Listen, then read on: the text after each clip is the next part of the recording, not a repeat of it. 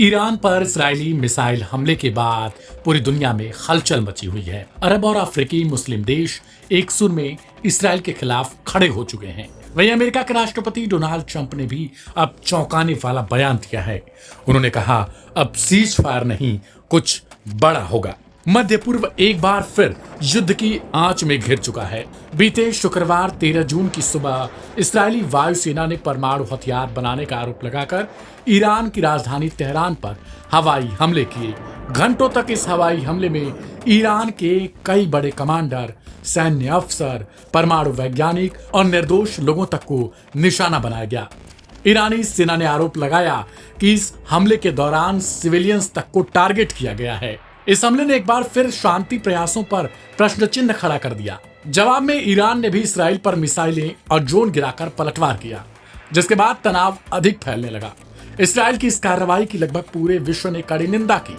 अधिकतर देशों ने इसे अंतर्राष्ट्रीय कानून, संयुक्त राष्ट्र चार्टर और राज्य की संप्रभुता पर आघात बताया। सिर्फ अमेरिका को छोड़कर, क्योंकि अमेरिका की तरफ से लगातार इसे लेकर बयानबाजी की जाती रही। खुद वहां के राष्ट्रपति ट्रंप कभी एक बयान देते तो कभी अपनी बयान से ही पलटी मार जाते। लेकिन पूरे विश्व ने जिस तरीके से इसे लेकर निंदा की, उसके बाद एक संदेश ने नया मोड़ ले लिया। 21 अरब अफ्रीकी और मुस्लिम देश एकजुट होकर इसराइल से शांति बहाल रखने, हिंसा पर तत्काल रोक लगाने और बातचीत की मेज पर लौटने का आह्वान किया। संयुक्त बयान में इन देशों ने इसराइल की आक्रामकता और उसकी कार्रवाई की घोर निंदा की। साथ ही राज्य की संप्रभुता, क्षेत्रीय अखंडता, अच्छे पड़ोसी संबंध और शांतिपूर्ण समाधान पर जोर दिया। Aim right, achieve big. At KR Mangalam University, we provide you the platform to turn your dreams into reality. At KR Mangalam University. अरब, अफ्रीकी और मुस्लिम देशों ने मध्य पूर्व को परमाणु हथियारों समेत सभी सामूहिक विनाश के हथियार हटाने पर जोर दिया। साथ ही सभी देशों से परमाणु अप्रसार संधि यानी एनपीटी में शामिल होने का भी आह्वान किया। संयुक्त बयान में एक बार फिर बातचीत, शांति और स्थिरता की जरूरत पर बल दिया। उन्होंने ईरान परमाणु कार्यक्रम पर एक अस्थायी समाधान तक पहुंचने की अपील की। अब नजरें अंतर्राष्ट्रीय समुदाय पर हैं कि शांति प्रयास कितने कारगर होंगे। हिंसा पर बातचीत भारी पड़ेगी या मध्य पूर्व एक बार फिर असंतुलन की चपेट में आ जाएगा।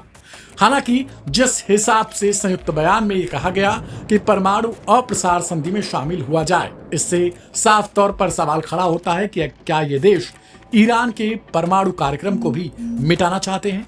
सवाल यह भी है कि इसराइल पर जो आरोप लग रहे हैं कि वो IAEA के तहत अपने परमाणु कार्यक्रमों को जगजाहिर नहीं किया है, ऐसे में क्या उसे भी लेकर कोई बयान आएगा या फिर नहीं। बता दें कि 13 जून को शुक्रवार की सुबह को ही इस्राएली सेना ने ईरान की राजधानी तेहरान में कई अहम ठिकानों पर हमला किया। इस हमले में ईरानी सेना के कई शीर्ष कमांडर, परमाणु वैज्ञानिक और आम लोग मारे गए। इसके बाद ईरान ने भी जवाबी कार्रवाई करते हुए इस्राएल में अलग अलग ठिकानों पर मिसाइल और ड्रोन हमले शुरू कर दिए थे।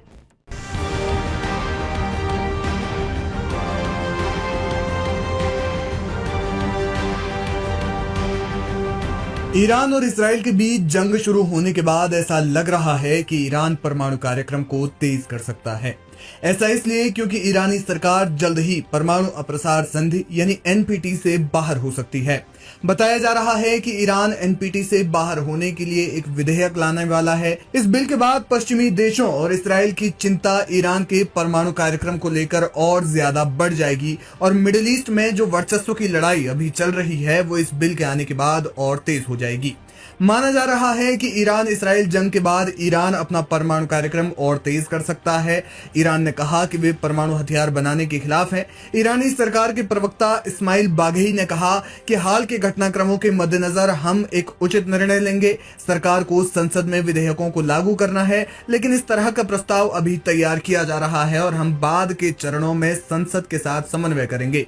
हालांकि जानकार मानते हैं कि इस बिल को मूल रूप से इस तरह से प्रस्तुत किया जा सकता है कि परमाणु कार्यक्रम ईरान की संप्रभुता और उसकी क्षेत्रीय सुरक्षा के लिए अति महत्वपूर्ण है। क्या है परमाणु अप्रसार संधि? न्यूक्लियर नॉन प्रोलिफरेशन ट्रीटी यानी परमाणु अप्रसार संधि एक तरह का अंतर्राष्ट्रीय समझौता है जिसका मकसद परमाणु हथियारों के प्रसार को रोकना, परमाणु निरस्त्रीकरण को बढ़ावा देना और शांतिपूर्ण उद्देश्यों के लिए परमाणु ऊर्जा के उपयोग को प्रोत्साहित करना है। यह संधि वैश्विक परमाणु हथियार नियंत्रण और शांति बनाए रखने के लिए एक महत्वपूर्ण ढांचा है। एनपीटी की स्थापना 1 जुलाई 1968 को हुई थी और 12 मार्च 1970 को इसे लागू किया गया था। Aim right, achieve big. At KR Mangalam University, we provide you the platform to turn your dreams into reality. At KR Mangalam University. ये मूलतः 3 बिंदुओं पर काम करता है, जिसमें परमाणु हथियारों का नए देशों तक प्रसार को रोकना, परमाणु हथियार संपन्न देशों को अपने हथियारों को कम करने और अंततः खत्म करने के लिए प्रोत्साहित करना। इसके अलावा सभी देशों को शांतिपूर्ण उद्देश्यों जैसे ऊर्जा उत्पादन के लिए परमाणु प्रौद्योगिकी तक पहुंच का अधिकार देना है। ईरान ने साल 1970 में इस संधि पर दस्तखत किए और तब से अब तक ईरान एनपीटी का सदस्य देश है।